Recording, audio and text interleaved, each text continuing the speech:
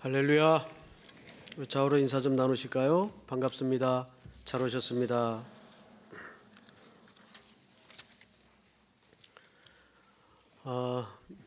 두 주 만에 이 법궤를 다시 공부하다 보니까 앞에 스토리가 뭐가 있었더라. 캄캄한 분들이 몇 분 계실 거고 또 건너뛰어서 오신 분들도 계실 거고 해서 간략하게 앞에 어떤 이야기가 있었나를 짚어만 드리고 오늘 본문으로 바로 들어가도록 하겠습니다. 블레셋과 이스라엘이 전쟁 중에 있었죠. 대패를 했습니다. 그 이스라엘 장로들이 회의를 했어요. 패배 원인이 뭐냐 해서 실로에 안치되어 있던 법궤를 가져오자. 그 법궤라는 것은 하나님의 임재를 상징하는 이스라엘 신앙 공동체의 핵심적 가치입니다. 그래서 그 법궤만 가져오면 된다 해서 어떤 실수를 저지르는가 하면 내용을 형식으로 대체하는 실수를 저지르고 맙니다. 해서 법궤를 실로해서 제사장들을 대동시켜 운반을 하지만 운반해 놓고 보니까 더 큰 패배를 가져왔어요. 그 법궤가 이스라엘 진영 속에 들어올 때는 뭐 환호가 일어나고 난리가 났어. 이제 끝났다 게임. 너희들은 죽었다. 이러고 믿었는데 그 법궤를 가지고 온 이후에도 이스라엘은 앞서 패배보다 더 큰 패배를 경험하게 됩니다. 거기서 멈춘 것이 아니라 급기야는 그 법궤를 빼앗겨요. 하나님의 영광의 임재를 상징하는 법궤를 블레셋 진영에 빼앗겨 버립니다. 그리고 아스돗으로 법궤는 넘어가 버리고 말아요. 법궤가 빼앗기고 그 법궤는 이방 땅 우상을 섬기는 다곤 신전 안에 안치가 됩니다. 그들의 종교적 이해로라면 자기들의 신에 하나님의 신이 포로가 되었다는 개념으로서 다곤의 신전에 법궤를 안치시킵니다. 다음 날 일어나 보니까 다곤 신전이 부서지고 깨지고 팔다리가 끊어지고 손목이 끊어지고 난리가 난 거예요. 그래서 두려워서 그 법궤를 계속 블레셋 진영에 서로 떠밉니다. 야, 너희가 가져가라. 그래서 몇 군데 돌아다녀요. 법궤가 한 3군데 정도 돌아다니는 곳마다 엄청난 재앙이 일어나서 수많은 사상자가 생기고 안 죽은 사람은 독종에 걸리고 이런 일들이 벌어지는 겁니다. 그래서 블레셋 사람들이 이 법궤가 이제는 골칫덩어리가 된 겁니다. 이거 어떻게 하면 좋나? 돌려줘야 될 텐데. 이제 그 돌려주는 내용이 오늘 6장의 내용이에요. 그래서 1절을 한번 볼까요? 여호와의 궤가 블레셋 사람들의 지방에 있은 지 몇 달이죠? 7달이라. 잠깐 앞을 보실까요? 오늘 6장 전체를 해야 되기 때문에 담아있는 내용이 참 많습니다. 그래서 아주 간단하게 그래도 거의 거르지 않고 설명을 다 하고 지나가겠습니다. 여기 여호와의 궤가 블레셋 사람들의 지방에 있은지라고 되어 있죠. 이 지방이라는 말이 사실 조금 오역까지는 아니더라도 이렇게 적확한 번역은 아닙니다. 이 지방이라는 말이 빈들이라는 뜻입니다. 아무것도 없는 빈들에 법궤를 놔버린 거예요. 왜 그랬을까요? 법궤가 모셔지는 곳마다 또 움직이는 곳마다 엄청난 사상자가 일어나고 재앙이 벌어지니까 이걸 어떻게 할 수가 없는 거예요. 그래서 사람이 살지 않은 빈 터인 들에다가 법궤를 둡니다. 그렇게 법궤가 방치된 지 7달이 지났어요. 여러분, 성경에는 7, 3, 12 전부 완전수입니다. 7만 완전수가 아니고 12도 완전수라고 이해를 갖고 있고 또 3도 하나님의 숫자로서 완전수라고 이해를 갖고 있습니다. 여기 7은 완전수의 대표수죠. 그러니까 7달 동안 있었다는 것은 완전한 방치를 얘기합니다.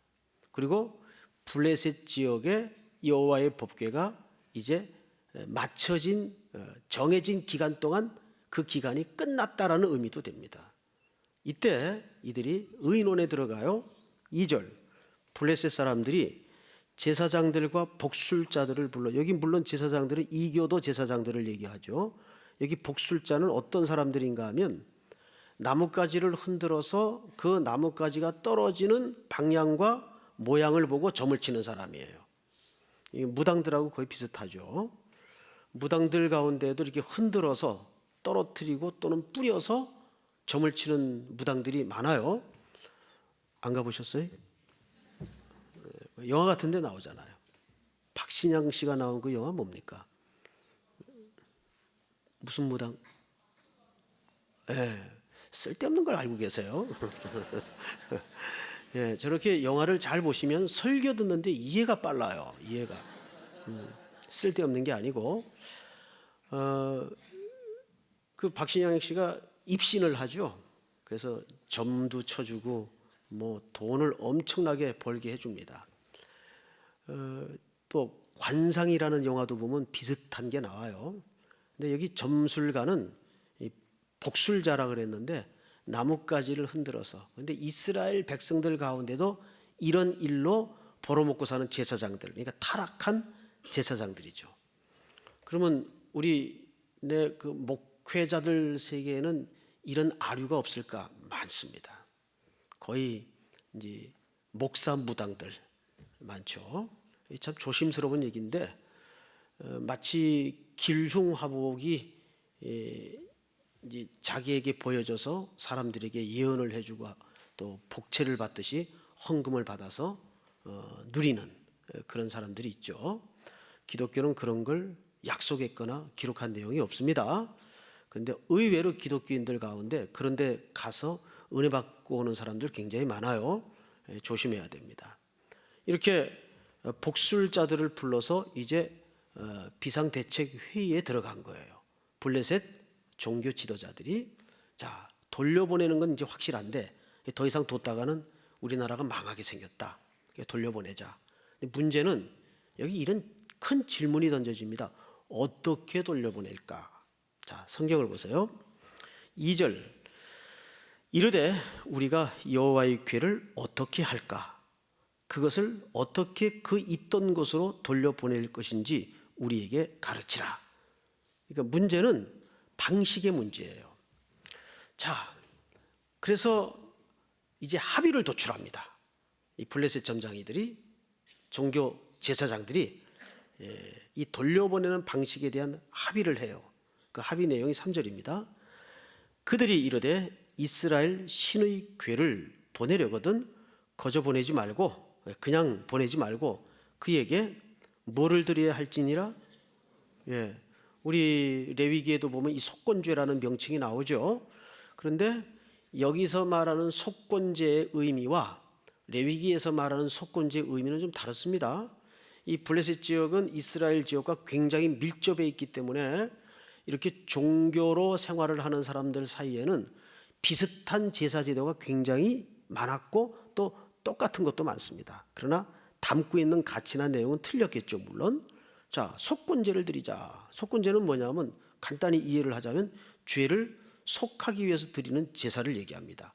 여기는 반드시 희생 제물이 바쳐지는 제사예요. 자, 속건제를 드려야 할지니라.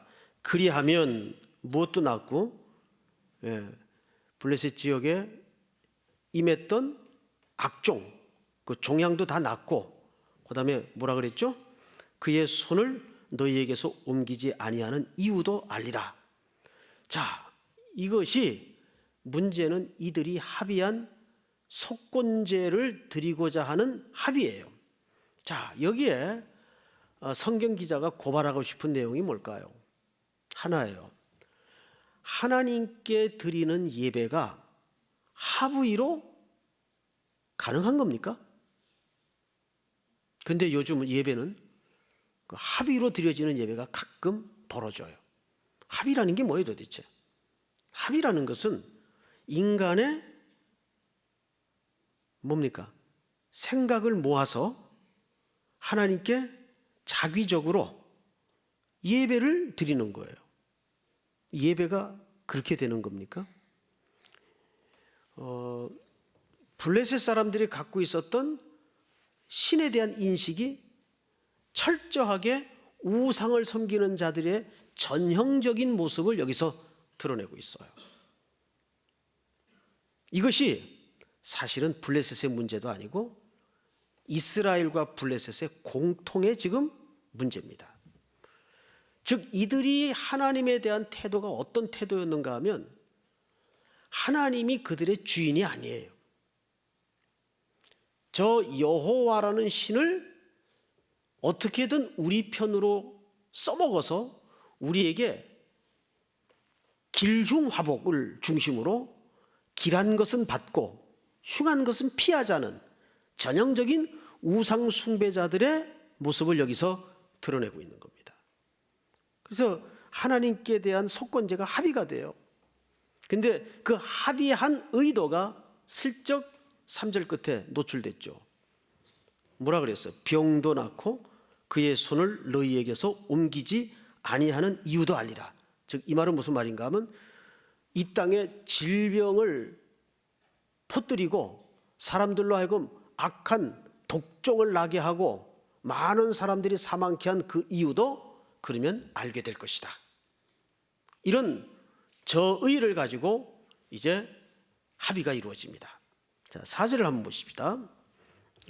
그들이 이르되 무엇으로 그에게 드릴 속건제를 삼을까 하니 이르되 블레셋 사람의 방백의 수요대로 금독종 5과 금쥐 5마리라야 하리니 너희와 너희 통치자에게 내린 재앙이 같음이니라.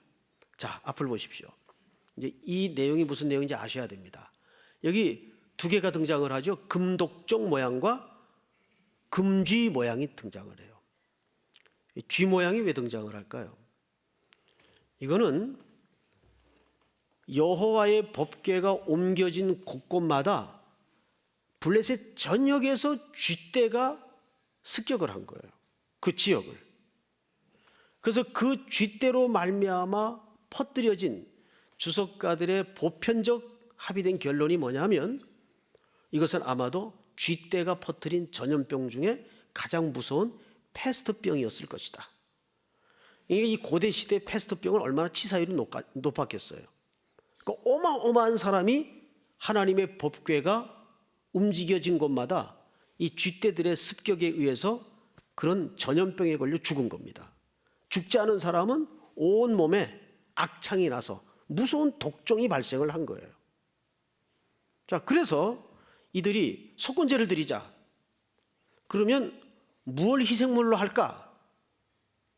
바로 그 독종과 사망의 원인이 되었던 쥐 모양을 만들어서 이걸 뭐라 그러냐면 동종치료법이라 그래요. 그 페니실린을 우리 몸에 주사하는 방식도 사실은 그런 이치죠. 균을 넣어서 면역력을 키워가지고 모든 차후의 질병을 미리 방지하는 그 예방주사죠. 우리 민간요법에도 이런 게 있어요. 개에 물린 사람은 개털을 뽑아가지고 그 물은 개털을 뽑아가지고 끓여요. 그래서 그걸 마시게 하는 거예요.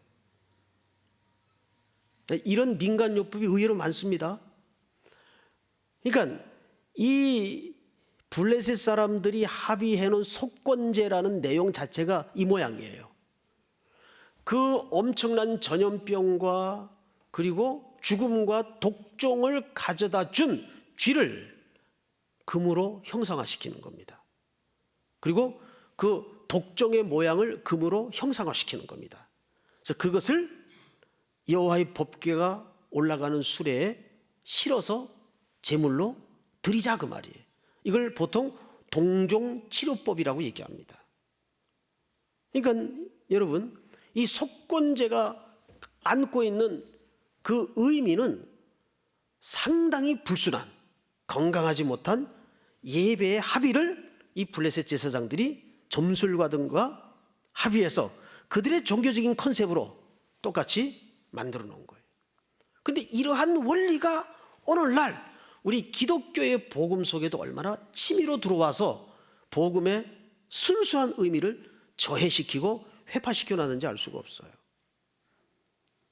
복음이 말하지 않는 이런 비슷한 어떤 은사주의에 기초한 내용을 가지고 사람들의 연약함을 호도시켜서 복음을 망가뜨리고 잘못 전하는 그러한 경우들이 많다고 말이에요. 똑같은 원리입니다. 자, 이렇게 건강하지 못한 예배는 준비됩니다. 자, 성경을 또 보십시다. 그럼 왜 하필 5마리냐? 왜 하필 5마리일까요? 블레셋을 이루고 있는 중요한 도시가 5도시입니다. 그래서 여기 보니까 이렇게 돼 있죠. 블레셋 사람의 방백의 수요대로, 방백이라는 것은 그 지역의 대표들을 얘기하는 겁니다. 그래서 5마리, 5 형상을 금으로 만든 거예요. 그 지역에 지금 패스트라는 죽음의 재앙이 덮여 있고 죽은 사람 말고 살아남은 사람마저도 전부 악종에 걸려 있기 때문에 이 어떤 신의 진노를 풀기 위해서는 이런 동종 테라피 방법을 채택해서 이렇게 제물을 만든 겁니다. 금으로. 자, 5절을 볼까요? 한번 같이 읽겠습니다. 시작. 그러므로 너희는 너희의 독한 종기의 형상과 땅을 해롭게 하는 쥐의 형상을 만들어 이스라엘 신께 영광을 돌리라. 그가 혹 그의 손을 너희와 너희의 신들과 너희 땅에서 가볍게 하실까 하노라. 이게 얼마나 어처구니 없는 일입니까? 쥐의 형상을 만들어 바쳐서 누구에게 영광을 돌리자? 하나님께 영광을 돌리자. 그리고 그분의 진노를 풀자. 자, 그런데 6절을 보시면 이렇게 제가 읽겠습니다. 애굽인과 바로가 그들의 마음을 완악하게 한 것 같이 어찌하여 너희가 너희 마음을 완악하게 하겠느냐? 그가 그들 중에서 재앙을 내린 후에 그들이 백성을 가게 함으로 백성이 떠나지 아니하였느냐? 그러므로 새 수레를 하나 만들고 멍에를 메어 보지 아니한 젖나는 소 2마리를 끌어다가 소의 수레를 메우고 그 송아지들은 떼어 집으로 돌려보내고 여호와의 궤를 가져다가 수레에 싣고 속건 제물로 드릴 금으로 만든 물건들은 상자에 담아 궤 곁에 두고 그것을 보내어 가게 하고, 이렇게 돼 있어요. 자, 이제 좀 앞을 보세요. 여기에 이들이 돌려보내면서 어떤 모티브를 인용하냐면 놀랍게도 출애굽기 때 이스라엘 백성들이 나오던 바로의 손에서 빠져서 수레에 금은 부화를 싣고 나오던 그 모티브를 블레셋 사람들이 말하고 블레셋 사람들이 인용을 하는 거예요. 6절이 그 말이에요. 이 히브리 사람들이 옛날에 애굽에 노예살이 하다가 바로가 강팍해 가지고 빠져나오지 못하다가 하나님의 은혜로 빠져나올 때 그들이 이것저것 다 가지고 나오지 않았느냐. 그런 출애굽기의 모티브 관점에서 6절을 한번 다 같이 읽어보세요. 시작. 애굽인과 바로가 그들의 마음을 완악하게 한 것 같이 어찌하여 너희가 너희의 마음을 완악하게 하겠느냐. 그가 그들 중에서 재앙을 내린 후에 그들이 백성을 가게 함으로 백성이 떠나지 아니하였느냐. 그러니까 이 법궤도 수레에 실어서 빨리 내보내야 된다, 그 논리입니다. 역사의 기록을, 역사의 사건을, 하나님의 역사를 아주 잘 인용하는 것 같은데 수렁텅이죠. 이들이 출애굽기 모티브를 이미 들었고 알고 있어요. 근데 그것을 지금 이 사건에다가 빗대어 씁니다. 이건 굉장히 잘못된 원리죠. 어쨌든 이렇게 해서 이제 법궤를 돌려보낼 준비가 이루어지는데 여기 준비에 몇 가지 재미있는 요소가 하나 있어요. 들어보세요. 첫째, 암소, 숫소 어느 쪽입니까? 보셔야 알겠어요. 방금 읽어드렸는데 암소, 숫소 어느 쪽입니까? 암소죠. 몇 마리요? 2마리. 암소 2마리. 그런데 어떤 암소예요? 젖나는 암소. 암소가 다 젖이나지? 아니요. 암소가 다 젖이나지 않죠. 방금 새끼난 암소만 젖이납니다. 그러니까 젖나는 암소라는 것은 새끼 난 지 얼마 안 된 막 젖먹여야 될 새끼를 갖고 있는 암소란 뜻이에요. 자, 이거 중요합니다. 7절을 보세요. 그리고 새수레를 하나 만들고, 이 새수레라는 것은 사람이나 물건을 싣지 않은 수레를 얘기합니다. 근데 그런 수레가 있을 수가 없겠죠. 그래서 수레를 새로 만들어요. 법궤를 싣기 위해서. 굉장히 열심이죠. 굉장히 열심히 해요. 법궤를 실어서 보내기 위해서 새 수레에 실어서 보내야 되는데 한 번도 물건을 싣거나 사람을 싣지 않은 수레가 어디 있겠어요. 그래서 새로 만듭니다. 그 새 수레를 하나 만들고, 또 멍에를 메어보지 아니한 젖나는 소 2마리를 끌어다가 소의 수레를 메우고 그 송아지들은 떼어 집으로 돌려보내고. 그러니까 새끼들은 같이 딸려보내는 거예요, 집으로 돌려보내는 거예요. 그러면 이 새끼들은 지금 뭘 먹어야 되는 새끼들이에요? 젖을 먹어야 되는 새끼들이에요. 그 엄마 소는 젖을 먹여줘야 돼요.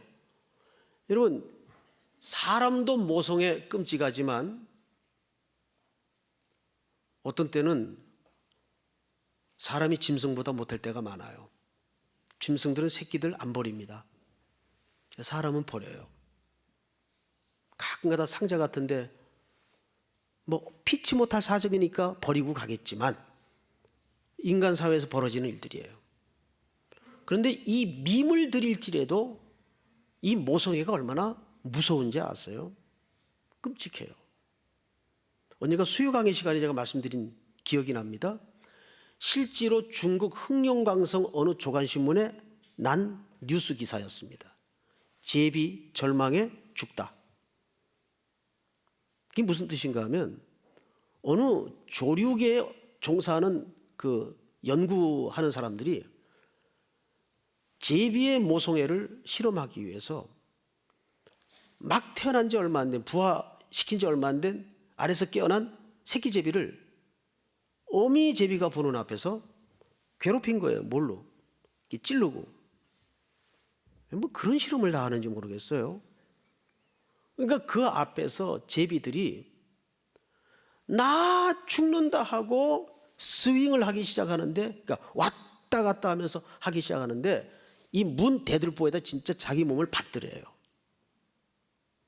너무 고통스러우니까. 그런 말 못하는 미물도 모성애가 얼마나 무서운지 아세요? 근데 이 소의 모성애도 대단합니다. 그리고 나서 그 죽은 제비의 내부를 해부해 보니까 이 창자가 다 들러붙었더래요. 다 들러붙어 가지고 새까맣게 탔더라는 거예요. 새끼 제비가 괴롭힘 당하는 그 광경을 견디질 못해 가지고 울면서 계속 문지방에다 박는 거예요. 근데 지금 난 지 얼마 안 되는 송아지예요. 그 송아지는 집으로 보내고 이제 이 엄마 소 2마리에게 새 수레를 메워서 그 수레 위에 법궤를 올려놓습니다. 자, 그리고 이제 어떻게 하나 보십시다. 9절. 보고 있다가 만일 괴가 그 본 지역길로 올라가서 벳세메스로 가면 이 큰 재앙은 그가 우리에게 내린 것이요, 하나님이 내린 것으로 인정하겠다, 그 말이에요. 그러니까 이들이 준비한 모든 예배의 내용이 건강한 내용입니까? 어떤 시험과 아직도 그 신이 내린 재앙이 맞나 확인하자는 얘기입니까? 이 확인하자는 얘기거든요. 이 참된 예배가 아니에요. 그리고 두 번째 안을 보관으로 갔습니다.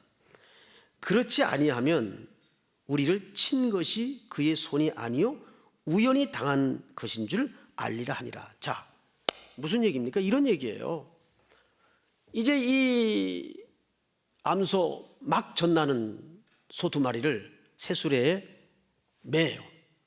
그리고 그 수레에다가 법궤를 싣고 옆에 상자에 그 금 독종 모양의 형상, 금쥐 형상 5개, 이거를 제물로 놓고 이제 사람이 끌지 않은 채 소를 그냥 자연스럽게 둡니다. 어디를 향해서? 벳세메스로 가도록 향해서. 그래서 만약에 이 어미소가 벳세메스로 가면 이 모든 과정과 재앙이 하나님의 주권하에 벌어진 그분의 역사임을 우리가 인정하겠고, 그렇지 아니하고 이 소가 다른 곳으로 갈 경우에는 이건 우연히 발생한 일이라고 단정하겠다. 자, 그러면 여러분들에게 한번 물어볼게요. 이 소가 이스라엘 땅 벳세메스로 가지 않고 다른 곳으로 간다면 당연히 어디로 가야 맞겠어요? 어디로 가야 맞겠어요? 그렇죠. 새끼가 있는 집으로 가야 맞죠. 그거는 하나님이 창조한 본성이에요. 이 소는 당연히 송아지에게 젖을 먹이로 송아지가 갇혀져 있는 집으로 돌아가는 게 맞단 말이에요. 그렇게 되면 블레셋 사람들이 어떻게 판정을 하게 되는 겁니까? 그렇지, 우연히 벌어진 거지 모든 재앙이. 그러니까 이 블레셋 사람들은 뭘 노린 거예요? 그쪽을 노린 거예요. 그래서 일부러 송아지와 막 젖을 먹여야 되는 젖소를 격리시켜 놓은 겁니다. 자연스럽게 어린 송아지에게 어미소가 돌아가도록. 그래서 안내하는 사람도 앞에 두지 않았습니다. 그리고 이 소가 어디로 가는가 봅니다. 어디로 갔을까요? 성경을 보십시다. 10절. 그 사람들이 그같이 하여 젖나는 소 둘을 끌어다가 수레를 메우고 송아지들은 집에 가두고. 참 잔인하죠? 11절. 여호와의 궤와 및 금쥐와 그들의 독종의 형상을 담은 상자를 수레 위에 실으니. 12절 다 같이 시작. 암소가 벳세메스 길로 바로 행하여 대로로 가며 갈 때에 울고 좌우로 치우치지 아니하였고 블레셋 방백들은 벳세메스 경계선까지 따라가니라. 여러분 어때요?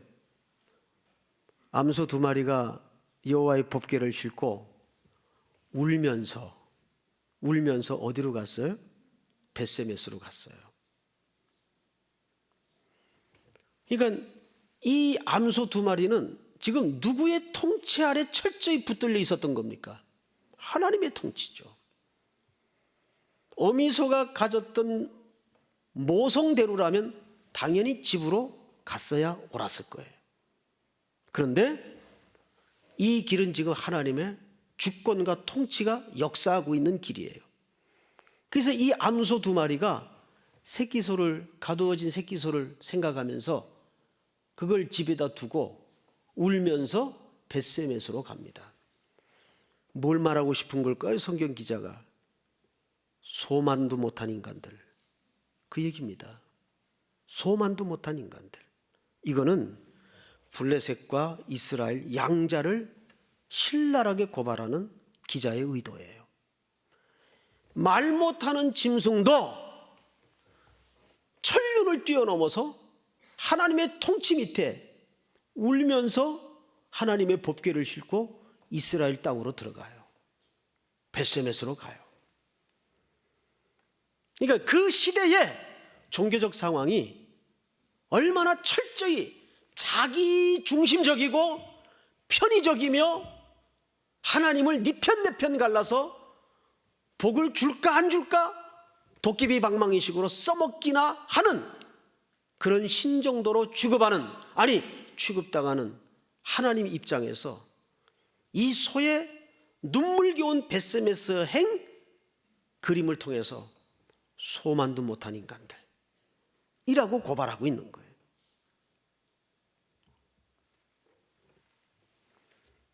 자, 그러면 왜 하필 벳세메스예요? 뭐 이스라엘이 거기밖에 없어요? 여기 놀라운 하나님의 섭리가 있어요. 이 벳세메스는 여호수아서 21장을 한번 찾아보십시다. 그 앞으로 좀 넘기면 바로 여호수아가 나옵니다. 여호수아서 21장.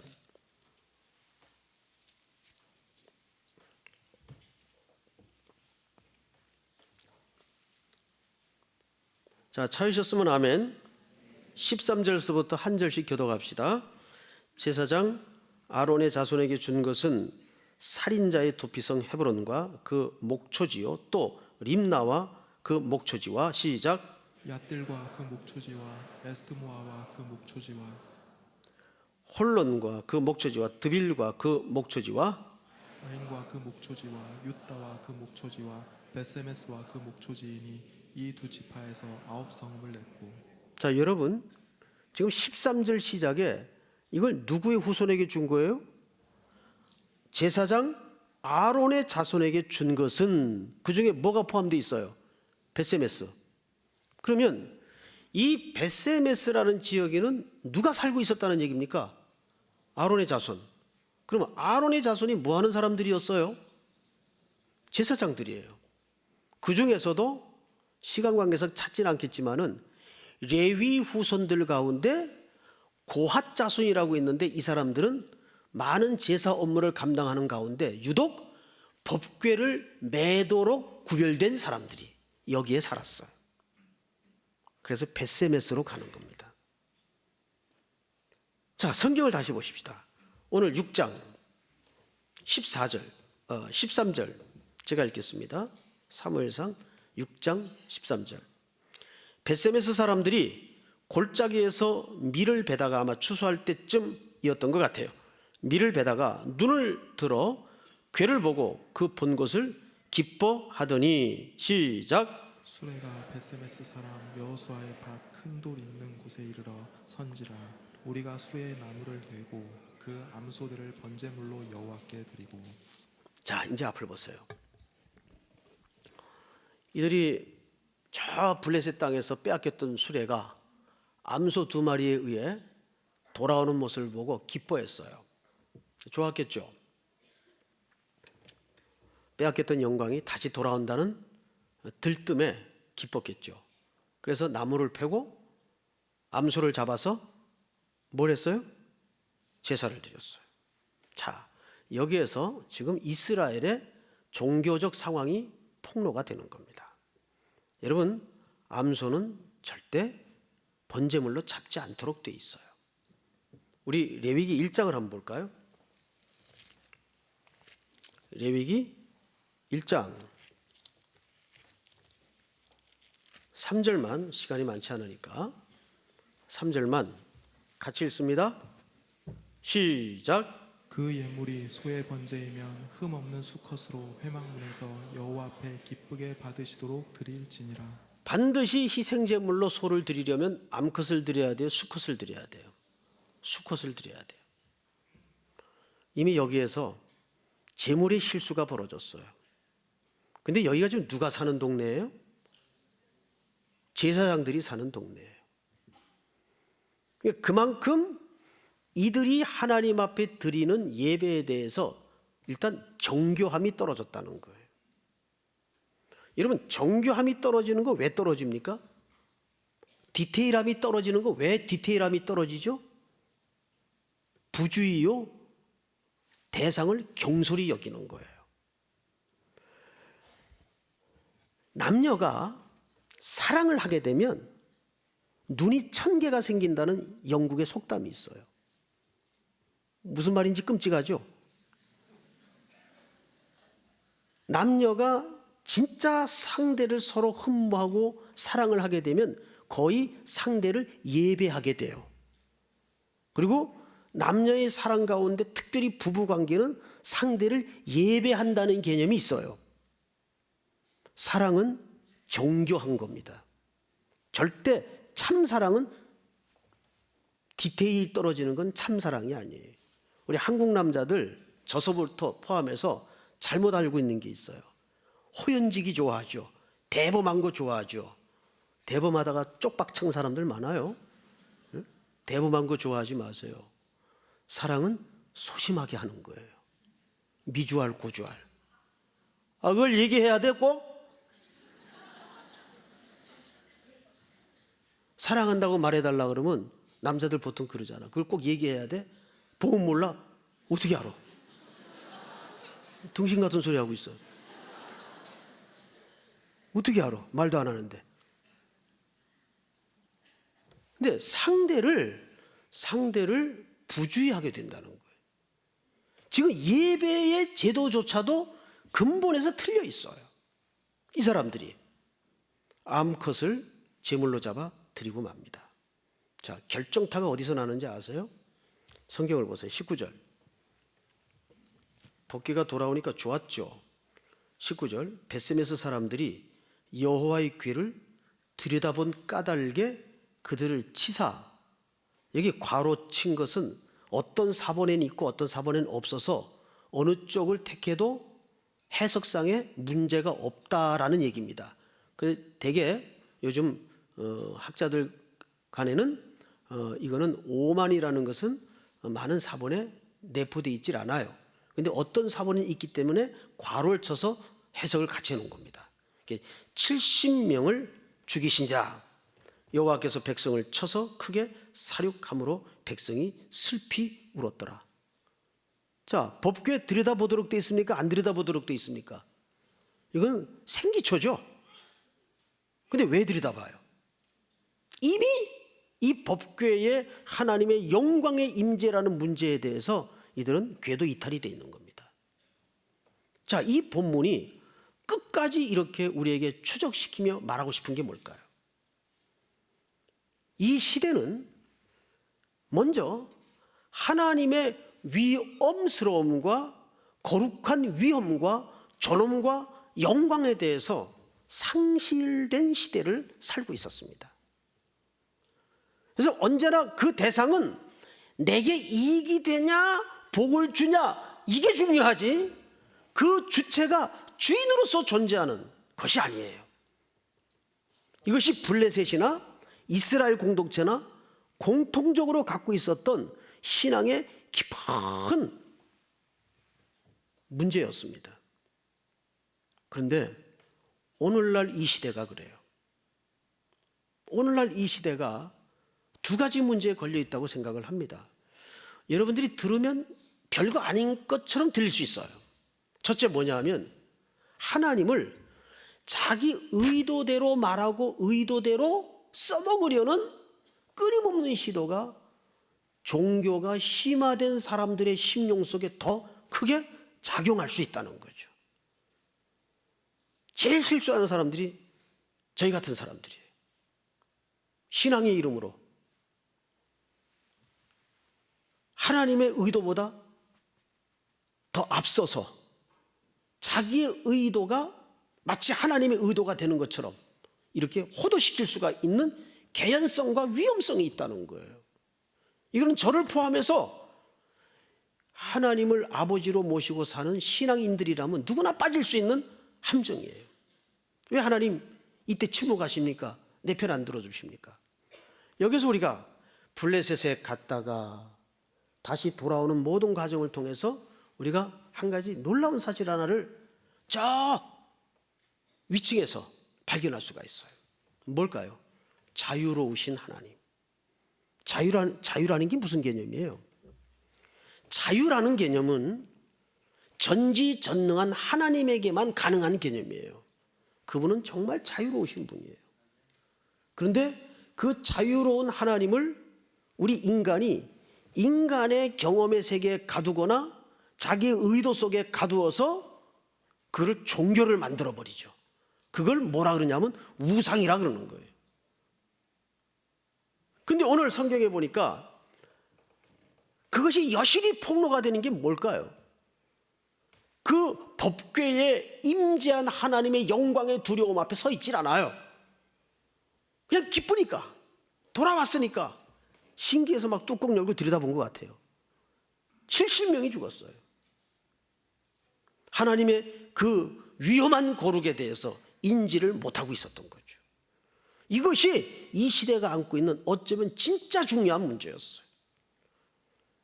오늘날 우리가 살아가는 이 시대가 하나님의 거룩한 영광과 그 거룩한 위험을 인지하지 못하고 살고 있잖아요. 죄를 물 먹듯 먹고 마셔도 아무 감각이 없고 또 와서 그냥 습관적으로 예배드리고 철저히 대가가 지불되지 않는 그런 삶 속에 우리가 습관화되어 있지 않는지. 결국 이 문제는 어디로 역사의 엉뚱한 물줄기를 틀어버립니까? 우리도 보이는 왕을 주십시오. 그래서 사무엘상은 사실상 왕정 시대를 열잖아요. 보이는 왕을 주십시오. 사람들의 이 의식 구조가 역사 속에서 그렇게 변질되어 갔다 그 말이에요. 그래서 요구한 왕이 사울 왕 아닙니까?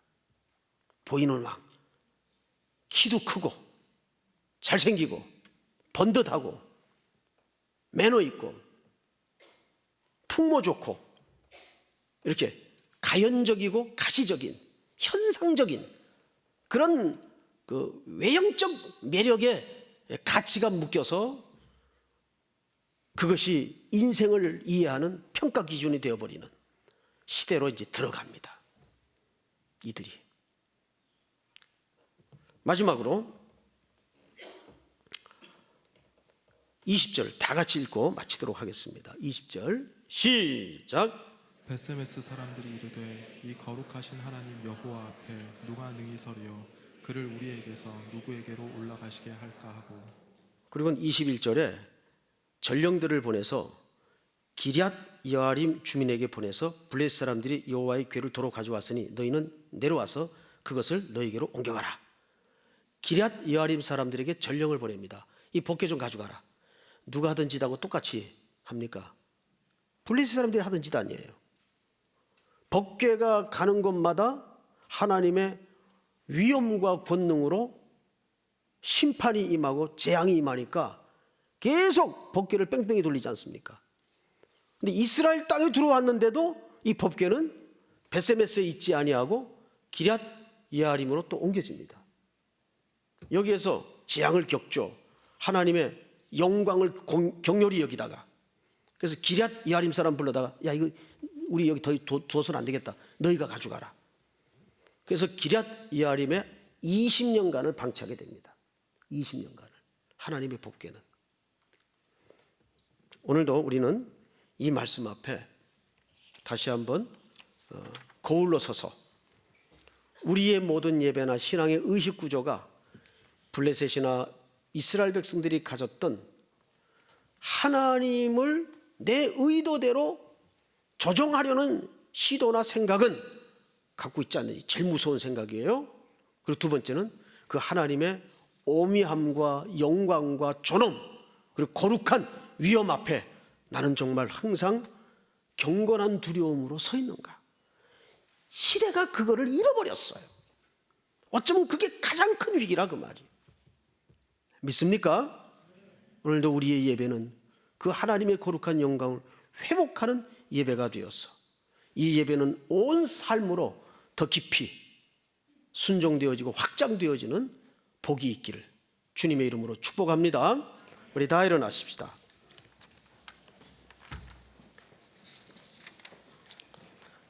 아버지 당신의 마음이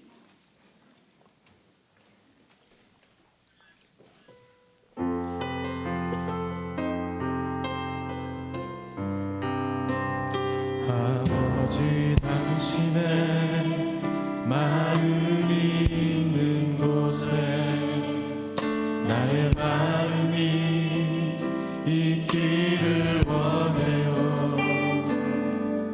아버지 당신의 눈물이 보인 곳에 나의 눈물이 보이길 원해요. 아버지 당신이 바라보는 영혼에게 나의 두 눈이 향하길 원해요. 아버지 당신이 울고 있는 어두운 땅에 나의 두 발이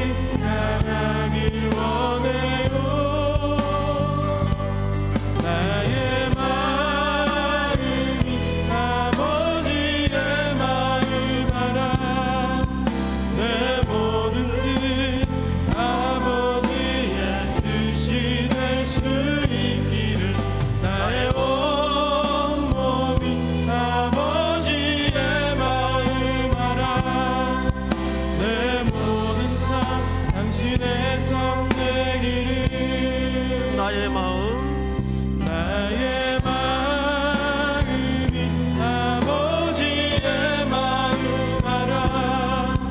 내 모든 뜻 아버지의 뜻이 될 수 있기를. 나의 온 몸이 아버지의 마음 알아. 내 모든 삶 당신의 삶 되기를. 우리 다 같이 한번 서신 채로 눈을 감고 오늘도 주신 말씀을 곰곰이 기억해 보기를 원합니다. 블레셋 사람들이나 이스라엘 백성들이 갖고 있던 신앙의 문제점이 뭐였습니까? 하나님을 자기들의 의도대로 끌고 가려고 했습니다. 두 번째는 그 하나님의 영광 앞에 너무도 그분을 경홀히 여겼습니다. 거룩한 위험을 생각하지 못했습니다. 오늘도 우리의 삶을 돌아보고 우리의 처지를 돌아보면서 우리 신앙의 내면 속에는 그러한 요인이 없는가를 한번 깊이 성찰하는 시간이 되었으면 좋겠어요. 또 다가오는 캠전과 또 우리 3.1교회 새로운 60년을 위해서 주여 한번 부른 다음에 소리내어 통성으로 다 같이 기도합니다. 주여